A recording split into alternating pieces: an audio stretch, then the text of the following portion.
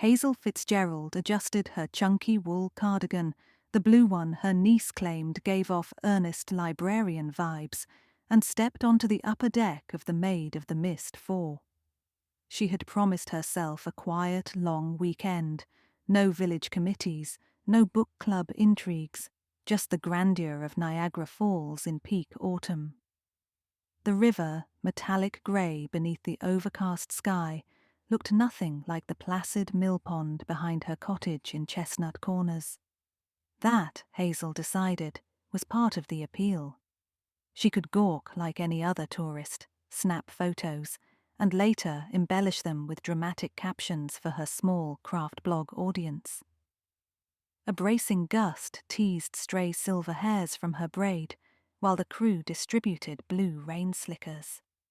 Hazel wriggled into hers, tucked her leather notebook under her arm, and found a spot by the rail.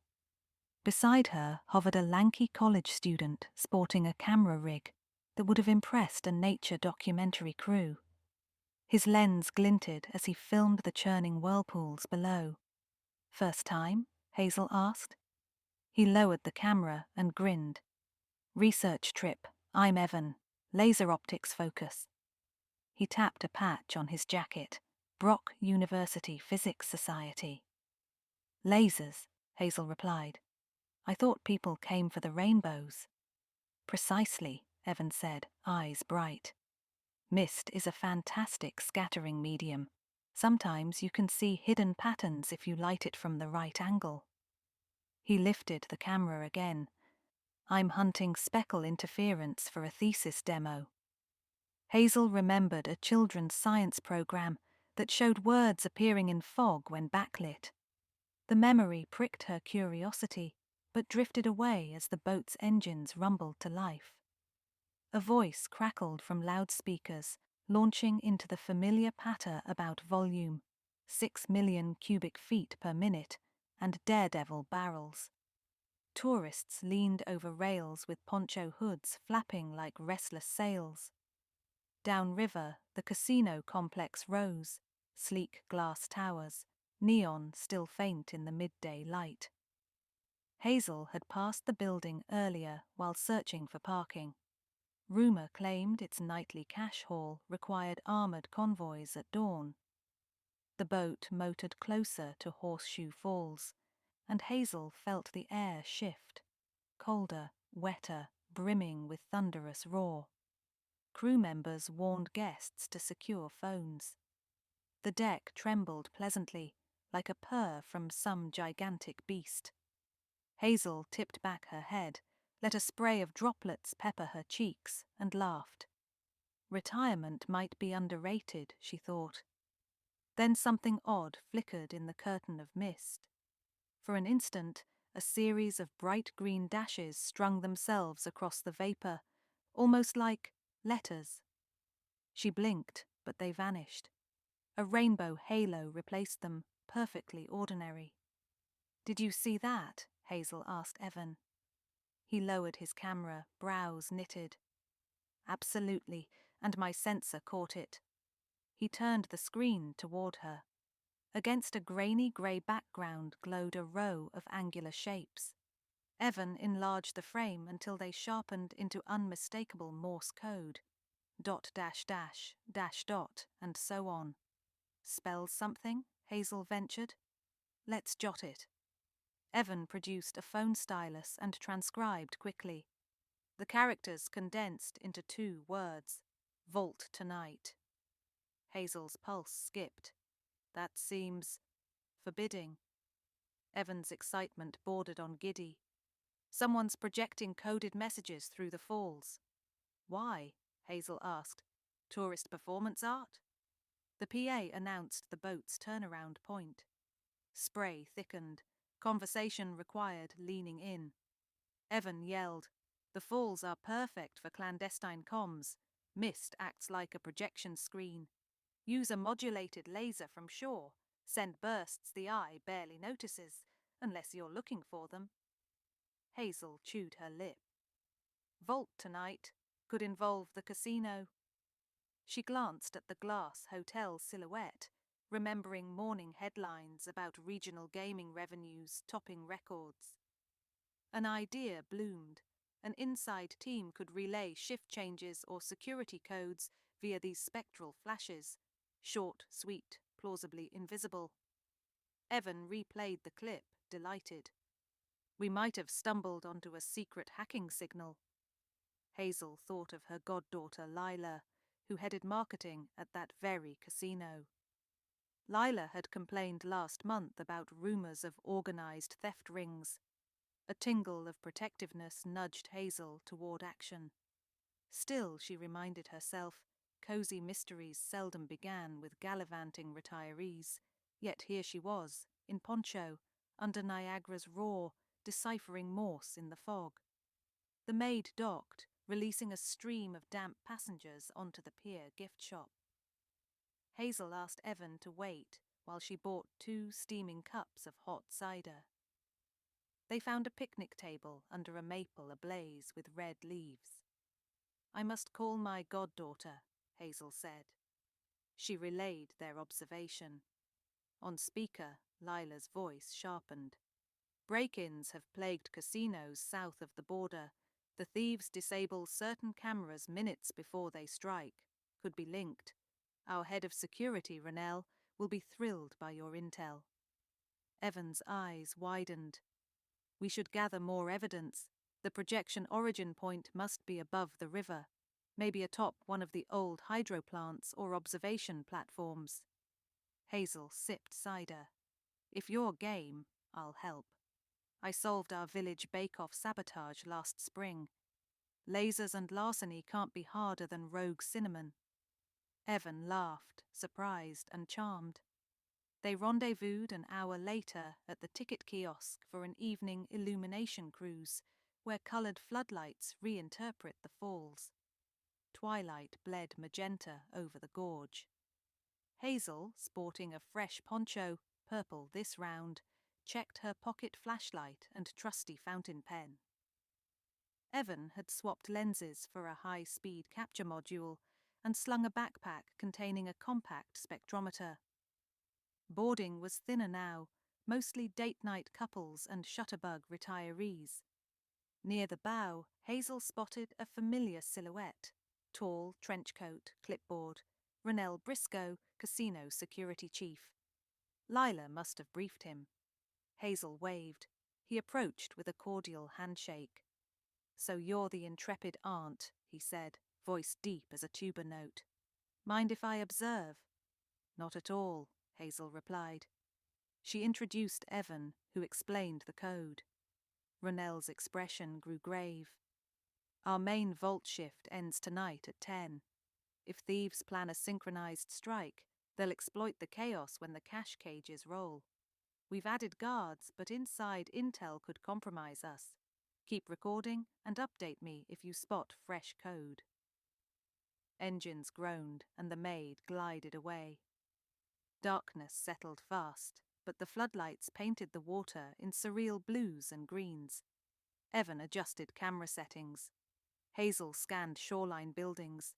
One rooftop near an abandoned power station hosted a nondescript van and a tripod. She nudged Ronell. Equipment there, look. Before they could study further, emerald beams flicked across the falls, mingling with tour lights. Evan barked, "There!" He triggered burst mode. Hazel stared into swirling vapour. Again, dash dot patterns materialised, longer this time. She scribbled quickly. The message, "Divert armoured car, bridge 2315. Ronell cursed softly. Armoured car departs casino at 11:15 p.m. The thieves want a bridge detour. I need to alert city police. An idea sparked for Hazel. But if they know your routines, maybe they monitor chatter. You'll tip them off. Ronell considered. True. We need to mislead them instead. Evan, still filming, said, "What if we hijack their own method, send our own countersignal?" "Brilliant," Hazel said. "But we lack a high-powered laser." Evan grinned mischievously. "Maybe not. The weekend fireworks platform across the gorge has a performance laser rated for crowd shows. I interned there last summer. Operator's name is May. She owes me a favor." Ronell assessed Evan's earnest face. "If May agrees, can you replicate their wavelength?" "With the spectrometer readings I just captured, yes, I can spoof their signature." Hazel patted Ronell's arm. "While you coordinate hush-hush with May, Evan and I can craft a message to scramble the criminals." Ronell exhaled. "All right, I'll stay aboard, file my report offline. Go." The plan felt absurdly theatrical, but Hazel delighted in the caper. She and Evan disembarked and hustled along the promenade, shoes slapping wet pavement. Tourists posed for selfies. None noticed the urgency. Street lamps illuminated a fine drizzle. They followed Evan's phone map to the fireworks barge control shed, a corrugated container perched near the Canadian Horseshoe Falls viewpoint. May, petite and bespectacled, greeted them with suspicion that melted into excitement when Evan outlined the gambit. "I was calibrating for tomorrow's festival, but we can fire tonight if we aim above the gorge. No license needed for 10 minutes. She ushered them inside. Cables snaked over consoles. A lime green beam idled in test mode, tracing slow spirals on a back wall. Evan tweaked dials. "I recorded their dot-dash timing, 50 milliseconds per dot. We'll duplicate intensity, then broadcast a false route. Say, armored car via South Tunnel 2310. That should lure them elsewhere." Hazel chewed her pen cap. "Add a flourish they won't suspect. Valuables delayed. Make them wait." May loaded the pattern. The trio rehearsed counts. Hazel felt the odd thrill of amateur theatrics merging with crime prevention. At 9:40 p.m, May swung the aperture toward the mist. Evan hit execute. A sleek beam sliced darkness, invisible until it struck the vapor. Then emerald glyphs danced, dash, dot, dash. Hazel watched, heart hammering. Had any villains observed? Impossible to know. Minutes later, a text dinged Hazel's phone. "Lila. Unconfirmed chatter on security frequencies about alternate tunnel. Did you do that?" Hazel typed. "Long story. Stand by." She pictured her goddaughter in tailored blazer, eyes enlarged behind rounded frames, adrenaline buzzing. Lila's next text. "State police mobilizing to South Tunnel now. Keep safe." Evan slumped in a folding chair, exhilarated. "We just waged laser misinformation warfare." But cozy mysteries, Hazel reflected, seldom wrap so easily. "They may verify with second code," she warned. "We should monitor in case they rebut us." May nodded, reopening the feed. 10 minutes passed. A fresh message pulsed across the mist, this one from the original source. "Confirm?" Hazel wrote it down. The criminals were wary. "What now?" Evan asked. Hazel paced. "We need to respond persuasively. Suppose we answer, proceed, package plus escort, adds authority." Ronell phoned just then, voice hushed. "Casino quiet. My discreet cams showed 2 maintenance guys scanning the falls with binoculars. They've left in a grey SUV heading your side." Hazel relayed the update and idea. Ronell agreed. "Send package escort." May encoded and fired. The letters shimmered, then dispersed. Hazel's phone rang again. Lila. "Police intercepted SUV near Clifton Hill. Tools, security uniforms, radio jammers found. They looked stunned. I'm told your aunt's name keeps surfacing in their conversation." Hazel laughed. "Fitzgerald Investigative Services, complimentary rates for family." Yet something still nagged her. "Evan, did we monitor the hydro plant roof after we left?" "No," he admitted. "The van might still be there." Hazel steeled herself. "We should verify. If accomplices remain, they could attempt other signals." May felt responsible too. "I'll lock up and join." The trio trekked along an access road flanked by chain-link fence. The roar of the falls faded under rustling leaves. Moonlight broke through clouds, showing the dark hulks of decommissioned turbines. When they crested a knoll, the rooftop came into view. Van door open, tripod still erect, but no operator. "Maybe fled," Evan whispered. Hazel crouched behind a concrete block. A faint clicking reached her ears, metal on metal. She motioned Evan to record. They circled, following the sound to a stairwell leading down the plant's interior. Rusted steps groaned but held. Inside, the cavernous hall smelled of damp rock and oil. Emergency lights cast orange pools. At the far end, a figure tinkered with a portable laser the size of a duffel. He wore a reflective vest labeled Parks Maintenance. Hazel recognized one of the crew who had handed out ponchos that morning, a man with a genial smile and twinkling eyes. Her voice echoed accidentally. "You!" The man spun, startled, hand dipping into vest pocket. Evan's camera light flared. Hazel glimpsed a remote trigger. "No sudden moves," Hazel said, surprising herself with authority. "Security's en route." He laughed softly. "Really? They're busy chasing decoys, darling." Hazel stepped forward. "Decoys of your own making, yes. Ours are better. Your partners are in custody." Expression hardened. He edged toward a utility door. May, quick on her feet, flicked a breaker switch on the wall. Overhead lights blazed, blinding him. He stumbled, the remote clattered. Evan seized it. Footfalls thundered above. Ronell and 2 uniformed officers stormed down. The thief sagged as cuffs clicked closed. Hazel let out a breath she hadn't realized she held. The cozy had veered perilously close to the uncozy, yet ended with minimal fuss, just the way Hazel preferred. Back at the casino security office, a late-night spread of sandwiches awaited. Lila hugged Hazel tight. "You're officially my favorite relative, and potential lawsuit nightmare," she joked. Ronell debriefed them.